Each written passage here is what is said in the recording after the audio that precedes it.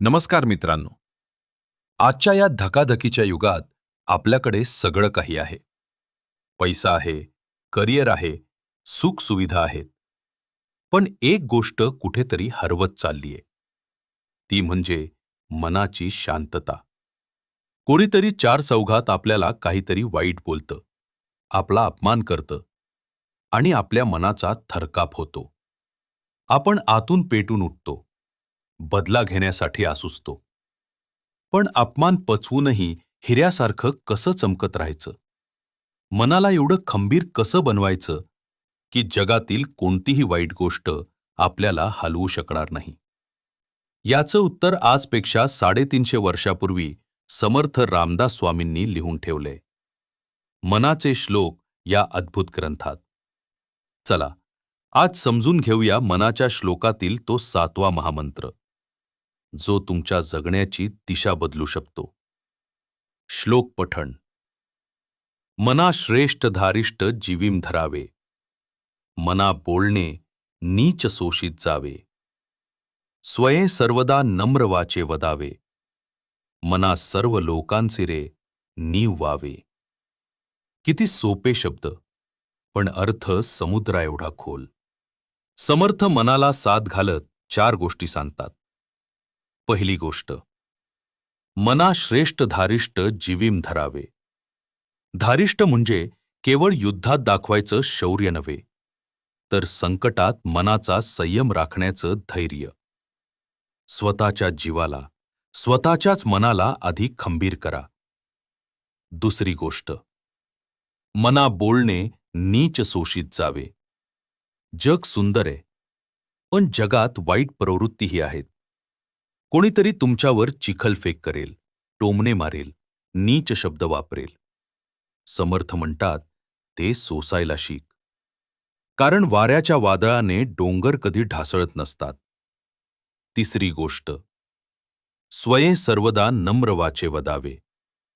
समोरचा कितीही गर्वाने बोलला, तरी तुझी वाचा, तुझी भाषा नेहमी नम्रतेची असू दे. तलवारीच्या धारेपेक्षा शब्दांची धार जास्त तीक्ष्ण असते. म्हणून शब्दांना नम्रतेची जोड द्या. चौथी गोष्ट, मना सर्व लोकांचे रे नीव व्हावे. नीव व्हावे म्हणजे शांत करणे, सुख देणे. तुमच्या अस्तित्वाने कोणाला त्रास नाही, तर आनंद मिळाला पाहिजे. उन्हातून आलेल्या माणसाला जशी झाडाची सावली सुखावते, तसं तुमच्या बोलण्याने समोरच्याचं मन शांत झालं पाहिजे. मित्रांनो, हा श्लोक केवळ पुस्तकात राहिला नाही, तर महाराष्ट्राच्या मातीतल्या संतांनी तो आपल्या रक्ताने आणि कार्याने जगून दाखवला. कालच्या श्लोकात आपण बघितलेला एकनाथ महाराज यांचा प्रसंग. शांतीब्रह्मसंत एकनाथ महाराज एकदा पैठणच्या गोदावरी नदीवर एकनाथ महाराज स्नान करून येत होते. एका दुष्ट व्यक्तीने त्यांच्यावर थुंकण्याचे नीच कृत्य केले. नाथांनी काय केले? ते चिडले नाहीत, त्यांनी शिवी दिली नाही. ते शांतपणे पुन्हा नदीवर गेले, स्नान केले आणि परत आले.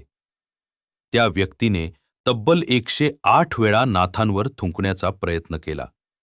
पण नाथांचे धारिष्ट एवढे श्रेष्ठ होते की 108व्या वेळी त्यांनी त्या व्यक्तीला म्हटले, बाबा, तुझ्यामुळे आज मला 108 वेळा गंगा स्नानाचे पुण्य लाभले. मी तुझा ऋणी आहे. याला म्हणतात, मना बोलणे नीच शोषित जावे. तसेच दुसरा प्रसंग. जगद्गुरू संत तुकाराम महाराज आणि माऊली यांच्यासोबतचा. मंबाजी भटाने तुकोबांना त्रास दिला. समाजाने ज्ञानेश्वर माऊलींना संन्याशाची मुले म्हणून हेळवले. पण माऊलींच्या वाचेतून काय उमटले? पसायदान. त्यांनी दुष्टांचा नाश नाही मागितला, तर दुष्टांची दुष्टता नष्ट व्हावी आणि त्यांना सन्मती मिळावी हे मागितले. हीच ती नम्र वाचा. पण तुम्ही म्हणाल, हे तर संतांचे दिवस होते. आजच्या कलियुगात हे कसं शक्य आहे? मित्रांनो, आजच्या काळात तर या श्लोकाची सर्वात जास्त गरज आहे. सोशल मीडिया आणि ट्रोलिंग. आज इंटरनेटवर कोणीही उठतं आणि आपल्याला ट्रोल करतं. कमेंट बॉक्समध्ये घाणेरडे शब्द लिहितं. अशा वेळी त्या नीच बोलण्याकडे दुर्लक्ष करणे, तिथून स्वतःला बाजूला करणे हेच तुमचे धारिष्ट आहे. कॉर्पोरेट लाईफ आणि ऑफिसमधील तणाव. ऑफिसमध्ये बॉस ओरडला किंवा सहकार्याने अपमान केला की आपण लगेच रिॲक्ट होतो. पण तिथे जर आपण आपली वाचा नम्र ठेवली आणि शांतपणे आपले काम चोख केले, तर समोरच्याचा राग आपोआप विरून जातो. तुटणारी कुटुंब. आज घरात अहंकार वाढलाय. पतीने काहीतरी बोलले की पत्नी चिडते. पत्नी काही बोलली की पती रागवतो. घरात जर एकाने जरी सोशीत जावे हा मंत्र जपला, तर वादळाचे रूपांतर शांततेत होईल आणि घर निवून जाईल. शेवटी एवढंच म्हणेन, चिखलात दगड मारला तर चिखल आपल्याच अंगावर उडतो.